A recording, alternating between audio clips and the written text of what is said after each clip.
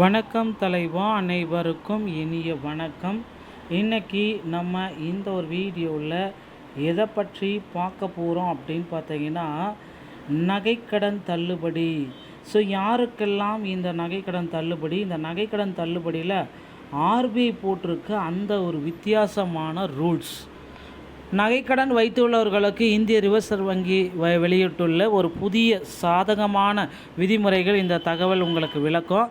நகைக்கடனை திருப்பி செலுத்துவதில் உள்ள சிரமம் உள்ளவர்களுக்கு உதவும் வகையில் மாதாந்திர தவணை இஎம்ஐ முறையில் பணத்தை கட்டி நகையை மீட்க வசதி அறிமுகப்படுத்துறதுக்கு, தங்க நகைகளை ஏல விடும் பொழுது கடன் பெற்றவர்களுக்கு தகுந்த தகவல் தெரிவிக்கப்பட வேண்டும் என்றும், அவர்கள் முன்னிலையிலேயே ஏலம் நடைபெற வேண்டும் என்பதும் கட்டாயமாக்கப்பட்டுள்ளது.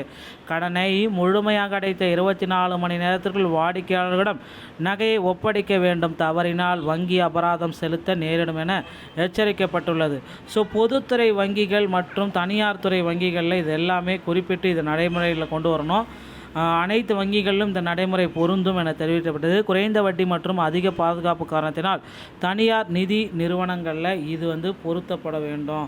மேலும் அரசு வங்கிகளில் கடன் பெறுவதில் சிறந்தது என்று இந்த செய்தி உங்களுக்கு வலியுறுத்தும். ஸோ இதை பற்றின ஒரு சில தகவலை தான் இந்த ஒரு வீடியோவில் நம்ம பார்க்கலாம். தங்க நகை கடன் ஆர்பிஐயோடைய 3 அதிரடியான அறிவிப்புகள். வாடிக்கையாளர்களின் பாதுகாப்பிற்காக ரிசர்வ் வங்கி நடைமுறைப்படுத்தப்பட்டுள்ள ஒரு வங்கியுடைய முழுமையான தகவல். ஸோ பழைய நடைமுறை என்ன, புதிய நடைமுறை என்ன அப்படின்றது. பழைய நடைமுறைகள் பார்த்திங்கன்னா திருப்பி செலுத்துதல் வட்டியுடன் மொத்தமாக. ஆனால் இன்று புதிய நடைமுறை திருப்பி செலுத்துதல் மாதாந்திரம் சுலபமாக இஎம்ஐ மூலமாக. வாடிக்கையாளர்களுக்கு முறையான ஏலம் தெரிவிக்கப்படாமல் ரகசிய ஏலம் பழசு. வாடிக்கையாளர்கள் முன்னிலையில் மட்டுமே ஏலம் புதுசு. திரும்ப பெறுதல் ஆடிட்டிங் என்ற பெயரில் பல நாட்களாக தாமதம். திரும்ப பெறுதல் கடன் அடைத்த 24 மணி நேரத்துக்குள் நகையை ஒப்படைக்கப்பட வேண்டும். ஸோ எது இதில் சிறந்தது? நகைக்கடன் பெற சரியான இடத்தை தேர்ந்து செய்வது எது? ஓகேங்களா? ஸோ எந்த இடத்துல நீங்கள் நகைக்கடனை பெறணும்? அரசு வங்கிகள் மற்றும் தனியார் வங்கி கடன் நிறுவனங்கள். ஓகேங்களா? ஸோ பொதுத்துறை வங்கிகள், தனியார் வங்கிகள்லாம் முத்தூட் ஃபினான்ஸு, ஆர்டிகா கோல்டு, இந்த மாதிரி எக்ஸாம்பிள். அரசு வங்கிகள் அப்படின்னு பார்த்தீங்கன்னா இந்தியன் பேங்கு, எஸ்பிஐ, ஐஓஐபி, Canara Bank, HDFC, ICICI, City Union, இதெல்லாமே அரசு வங்கிகள். குறைந்த வட்டி விகிதம் அரசு வங்கிகள் சொல்லிடுறேன். உயர் பாதுகாப்பு மற்றும் உத்தரவாதம் முழுமையான ஆர்பிஐ கட்டுப்பாட்டிற்கு கீழே நடக்கும். இஎம்ஐ வசதி. ஓகேங்களா? உச்சபட்ச பாதுகாப்பு இதில் இருக்குது. தனியார் வங்கிகளில் அதிக வட்டி, அதிக கடன் தொகை வழங்கப்படலாம், ஆனால் ஆபத்து அதிகம். அதிகமாக பணமும் கொடுப்பாங்க, ஆபத்து அதிகம். அதிக அபராதம், பாதுகாப்பில் கூடுதல் கவனம் தேவை. அதிக வட்டி கொடுத்தாலும் பாதுகாப்பிற்கு குறைந்த வட்டிக்கும் வங்கிகளே சிறந்த தேர்வு அப்படின்னு சொல்கிறாங்க. ஸோ இஎம்ஐ வசதி தான் இதில் மிகவும் முக்கியமானது. அதில் ரொம்ப திருப்பி செலுத்தக்கூடிய இதில் இஎம்ஐ வசதியை கொடுக்கணும் அப்படின்றது எல்லோருடைய மொத்தமாக இருக்குது. இதுவரை நகையை மீட்டெடுக்க மொத்த தொகை அல்லது பாதியாவது ஒரே தவணை தொகையில் செலுத்த வேண்டிய நிலை இருந்தது. இதனால் நகையை பலரால் மீட்கெடுக்க முடியவில்லை. புதிய சலுகை, இனி நீங்கள் வாங்கிய கடனை மாதாந்திர இஎம்ஐயாக சிறிதாக கட்டி உங்கள் நகையை எளிதில் மீட்டுக்கொள்ளலாம். கடனை திரும்ப செலுத்தும் பொழுது மொத்த பணத்தையும் பாதியாவது ஒரே தவணையில் கட்ட வேண்டுமென்ற சுமையால் பலரால் நகையை மீட்க முடிவதில்லை. இதுதான் இதில் பிரச்சனைக்கு உண்டானதாக கருதப்படுது.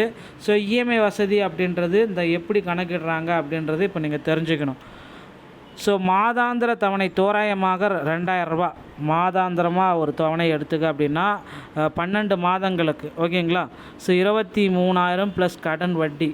அசல் கடன் தொகை ப்ளஸ் 20,000 வட்டியுடன், ஒரு வருட வட்டியுடன் சேர்த்து மொத்த தொகை 23. பிரித்து கட்ட வேண்டிய காலம் 12 மாதங்கள். மாத தவணை உங்களுக்கு 2,000. ஒவ்வொரு மாதமும் சிறு தொகையுடன் அசல் ப்ளஸ் வட்டி செலுத்துவதன் மூலமாக ஒரே டைமில் இந்த இதை உங்களால் அடைக்க முடியும். ஸோ வெளிப்படையான ஏல முறை மற்றும் வங்கிகள் முன்னிலையில் இது கட்டாயமாக நடக்கணும் அப்படின்றத குறிப்பிட்டு சொல்கிறாங்க. ரகசிய ஏலம், வங்கி ஊழியர்களை நகை எடுத்தல் சட்டவிரோதம். ஸோ வங்கி முறையான அறிவிப்பு கொடுக்கணும், வாடிக்கையாளர் முன்னிலையில் ஏலம் நடத்தணும். இதுதான் ஆர்பிஐ உடைய முழு உத்தரவு. ஸோ 24 மணி நேரத்தில் நீங்கள் கடனை முடிச்சிட்டிங்க அப்படின்னா உங்களுடைய நகை திரும்ப கொடுக்கணும். இல்லைனா ரூ. 5000 ஒரு நாளுக்கு அபராதமாக அந்த வங்கிகளுக்கு பிடிக்கப்படும். ஆடிட்டிங் 2 அல்லது 3 நாட்கள் ஆகும் என்ற பழைய காரணங்கள் இனி வங்கிகளால் சொல்ல முடியாது. இதை நோட் பண்ணிக்கோங்க. ஓகேங்களா? ஸோ வங்கிகளே தாமதத்திற்கு காரணம் அப்படின்றதையும் குறிப்பிட்டு சொல்லியிருக்காங்க. ஸோ பாதுகாப்பான கடனுக்கான 3 புதிய உரிமைகள் இஎம்ஐ, ஏல உரிமை, மீட்பு உரிமை. இது எல்லாமே உங்களுக்கு ரொம்ப ரொம்ப பாதுகாப்பு. நெகிழ்வுத்தன்மை, வெளிப்படைத்தன்மை, பொறுப்புடைமை எல்லாமே கொடுத்துருக்காங்க. ஸோ உங்களுடைய இந்த நேஷ்னல் பேங்க்கில் மட்டுமே வைங்க. ப்ரைவேட் பேங்க்கில் வச்சிங்க அப்படின்னா பாதுகாப்பு அற்ற தன்மை, கடன் வட்டி கழுத்தை நெரிக்கும். மேலும் பார்த்திங்கன்னா தமிழக முதல்வர் விஜய் அவர்கள் விரைவில் நகை கடன் தள்ளுபடியை குறித்து ஒரு மிகப்பெரிய ஒரு அறிவிப்பை வெளியிட போகிறாங்க. ஸோ 5 சவரனுக்குள்ளாமல் நீங்கள் வச்சுருக்கீங்க அப்படின்னா, இந்த மாதிரி நேஷனலைஸ்ட் பேங்க்கில் வச்சுருக்கீங்க அப்படின்னா உடனடியாக உங்களுக்கு ஒரு தள்ளுபடி அப்படின்ற ஒரு அறிவிப்பை வெளியிட போகிறாங்க. ரெடி ஆகிக்கோங்க மக்களே. இந்த அறிவிப்புகள் அனைத்தும் இன்னும் ஒரு சில தினங்களில் வர இருக்குது. ஆல்ரெடி நமக்கு குறிப்பிட்டே சொல்லிட்டாங்க.